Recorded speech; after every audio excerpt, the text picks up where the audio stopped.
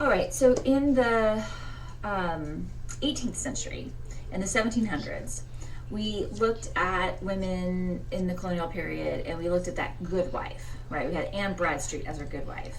And then we saw the women that did not fit that good wife mold, right? We had Anne Hutchinson, we had women who are accused of witches.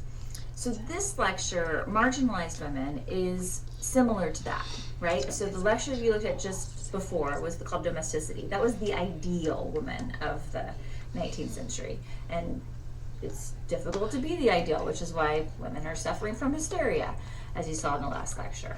And so this lecture is all the women that, not all the women, there's a whole bunch more, but in this lecture we're going to focus on 5 different groups of women that aren't going to fit that ideal. Now the real group of women that don't get access to that ideal are enslaved women, and you're looking at Harriet Tubman, her story as a means to get to the women that don't get access to that ideal. And then in another lecture we're going to talk about women, the westward movement of women, because they're also going to be denied that ideal. But in this lecture we're going to talk about women who serve as domestic servants. They don't have access to the call of domesticity. We're going to talk about women who work in mills, in factories. These are the Lowell Mill girls. We're going to look at women who are novelists, who write books. There's a huge genre of fiction in the 19th century called sentimental novels, so we're going to look at those. We're also going to talk about women who are prostitutes.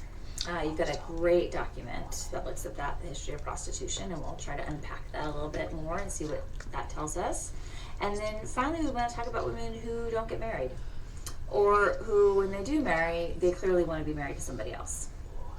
So these are the 5 groups of women that we're going to look at in this lecture that are like outside that ideal. And sometimes students perceive some of these professions as like a possibility for independence, but as you'll see with prostitution, there's no independence there.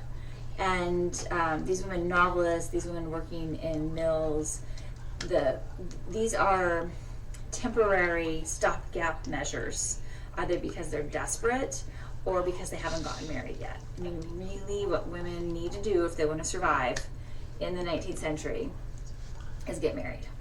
And again, we'll make that point over the course of the lecture too. All right, take care.